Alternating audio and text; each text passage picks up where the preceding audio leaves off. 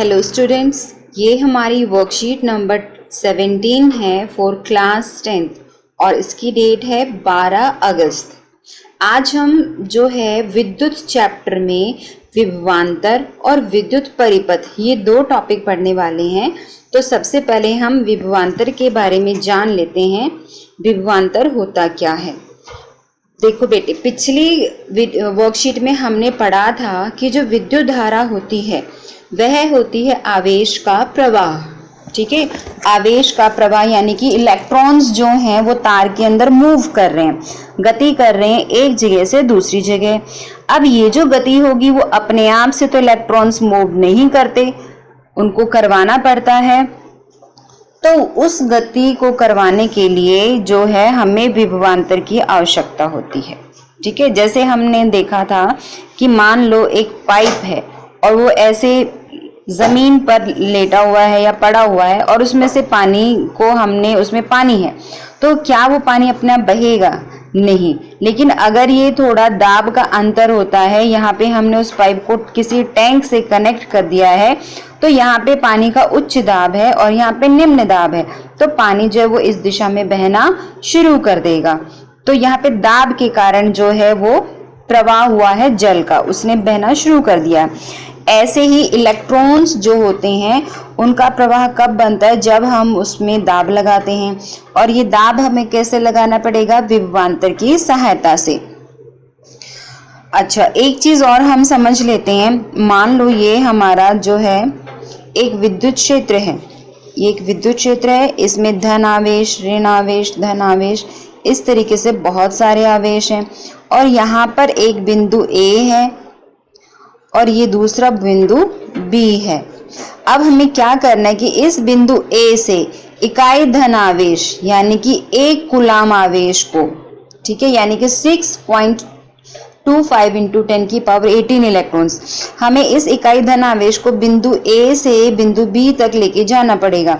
तो ये अपने आप नहीं जाने वाले, क्योंकि हमने पढ़ा था जो धन आवेश है, इधर वाला धन आवेश उसको क्या करेगा? प्रतिकर्षित। ऋण आवेश उसको आकर्षित करेगा, तो इस पे बल लग रहा है और ये अपने आप से इस जगह से इस जगह नहीं जा सकता। तो हमें इसको यहाँ से यहाँ तक लेके जाने के लिए इस पे कुछ कार्य करना पड़ेगा। हमें क्या करना पड़ेगा? कार्य, जिसको हम W से निरूपित करते हैं। तो ये जो कार्य हमने किया, 1 कूलाम आवेश को एक बिंदु से दूसरे बिंदु तक लेके जाने में, इसे हम कहते हैं विभवांतर। ठीक है, तो इसकी परिभाषा हम देख लेते हैं। विभवांतर क्या होता है? किसी धारावाही विद्युत परिपथ के दो बिंदुओं के बीच, देखो धारावाही मीन जिसमें से धारा का प्रवाह हो रहा है, इसके दो बिंदुओं के बीच विद्युत विभवांतर को उस कार्य द्वारा परिभाषित करते हैं जो एकांक आवेश यानी कि 1 कूलाम आवेश को एक बिंदु से दूसरे बिंदु तक लाने में किया जाता है। तो एक तरीके से विभवांतर क्या है? कार्य। ठीक है, और इसका फॉर्मूला होगा विभवांतर बराबर किया गया कार्य बटे में आवेश। और इसको हम सिंबल से, प्रतीकों से दिखाएं तो विभवांतर को हम निरूपित करते हैं कैपिटल V से।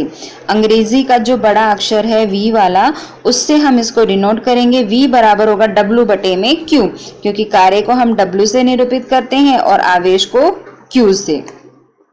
नेक्स्ट है SI मात्रक। विभवांतर का SI मात्रक वोल्ट है, इसको हम स्मॉल v से डिनोट करते हैं। ठीक है, SI मात्रक जो ये वोल्टा नाम के इटालियन वैज्ञानिक थे, उनके नाम पर हमने इसका नाम रखा है। तो विभवांतर का SI मात्रक क्या है? V।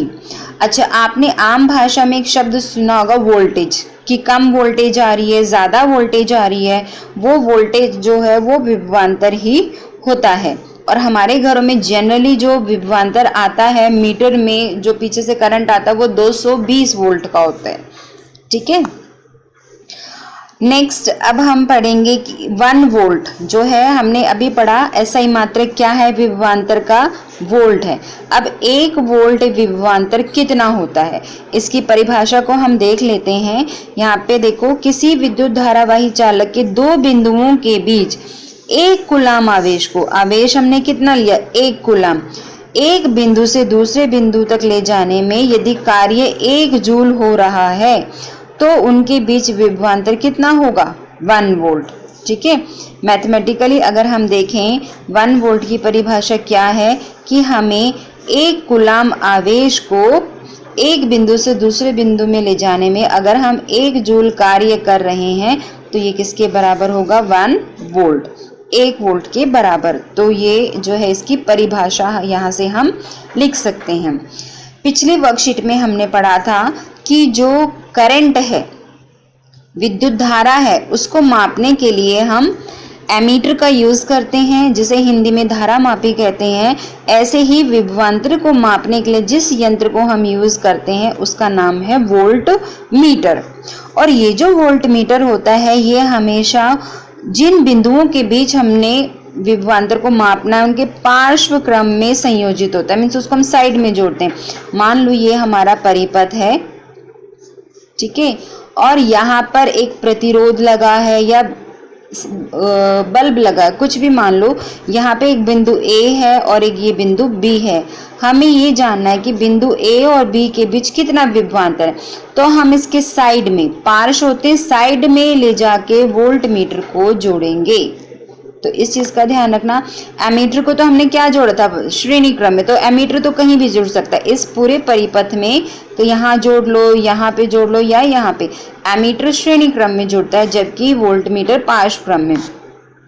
और जो बैटरी का या सेल का धन सिरा होता है उस तरफ ही वोल्ट मीटर का धन सिरा होगा और जो ऋण सिरा होता है उस तरफ ऋण सिरा होगा। तो हमारा ये चीज का हमें ध्यान रखना है, धन की तरफ धन सिरा और ऋण की तरफ ऋण सिरा। अगर हम ऑपोजिट कर देते हैं, यहाँ पर ऋण सिरा और यहाँ पे धन सिरा, तो हमारा डायग्राम रॉन्ग हो जाएगा।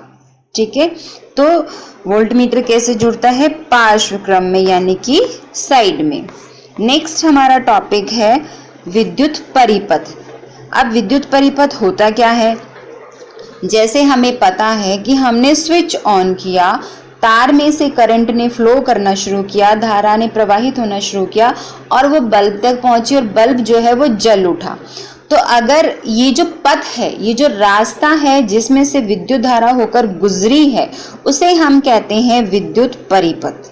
ठीक है, विद्युत परिपथ क्या है? पथ जिससे धारा प्रवाहित होती है।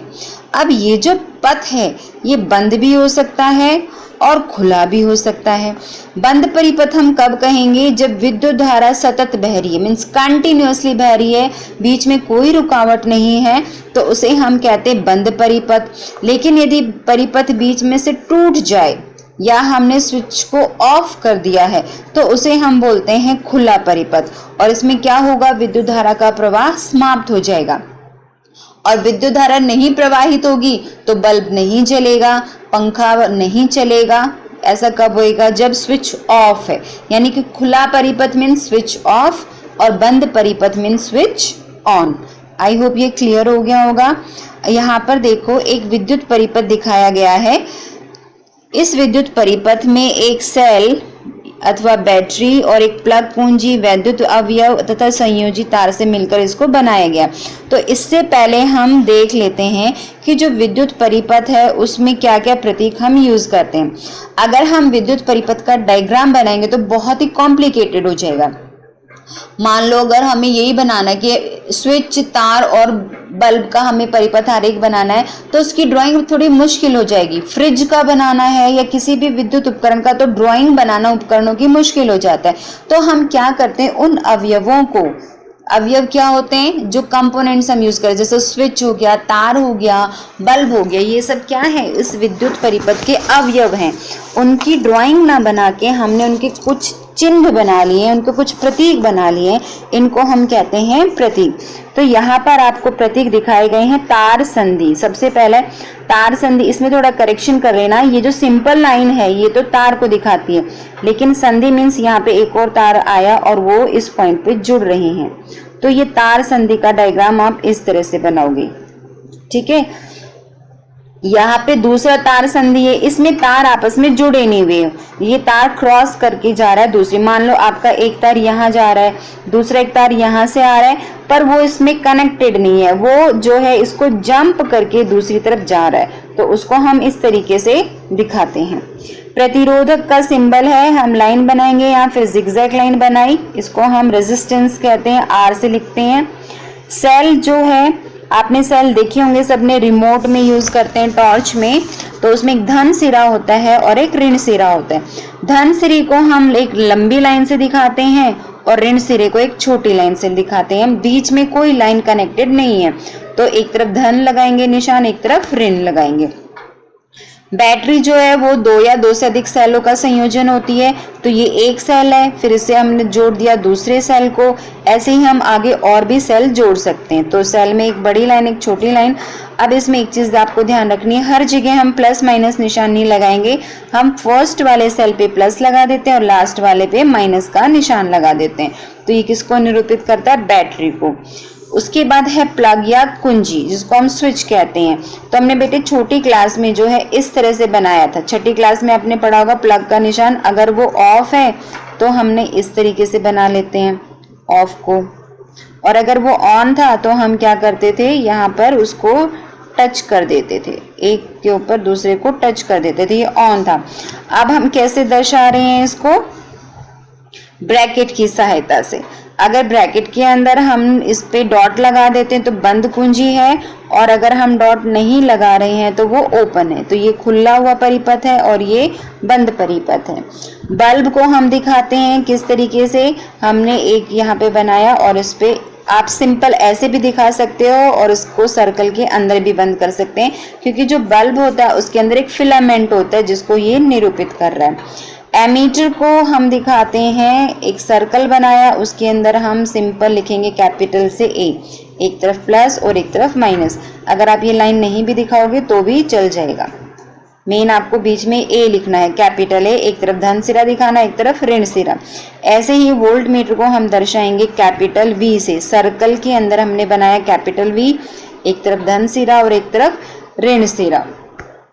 तो ये कुछ प्रतीकों के यहाँ पे निशान दिखाए गए हैं, एनसीईआरटी में इसके भी अलावा कुछ हैं, तो आप वहां से उसको देख सकते हो।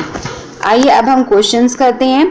हमारा पहला क्वेश्चन है, यह कहने का क्या तात्पर्य है कि दो बिंदुओं के बीच विभवांतर 1 वोल्ट है। तो ये देखो अभी हमने पढ़ा था, 1 वोल्ट की परिभाषा यहाँ पर इस बताई गई है। दो बिंदुओं के बीच अगर 1 वोल्ट का क्या मतलब है कि किसी विद्युत धारावाही चालक के दो बिंदुओं के बीच एक कूलाम आवेश को एक बिंदु से दूसरे बिंदु तक ले जाने में यदि 1 जूल कार्य हो रहा है तो उसे हम कहते हैं 1 वोल्ट। तो ये आपका आंसर नंबर 1 है। ठीक है, ये आपका आंसर नंबर 1 है, आपको ये लिखना है। सेकंड क्वेश्चन, विद्युत परिपथ आरेख में उपयोग होने वाले अवयवों के प्रतीकों को खींचिए। तो आपको यहाँ पे प्रतीक बनाने हैं, बैटरी, सेल, प्रतिरोधक।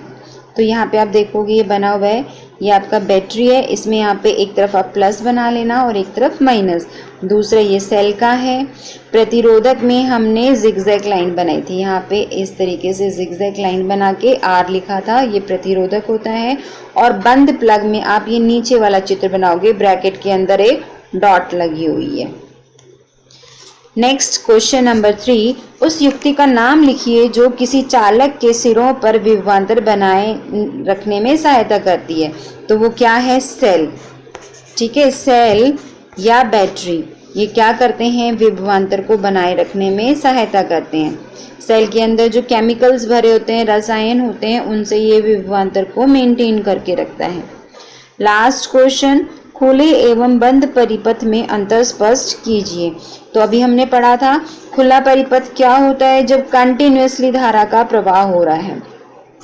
ठीक है, अगर विद्युत धारा सतत रूप से बह रही है तो वो बंद परिपथ है, और अगर परिपथ कहीं से टूट जाए जिससे कि धारा का प्रवाह समाप्त हो जाएगा, वो खुला परिपथ है। तो बंद परिपथ में तो बल्ब जलेगा और खुले परिपथ में बल्ब नहीं जलता। तो ये डिफरेंस है। आई होप ये आपको वर्कशीट क्लियर हो गई होगी।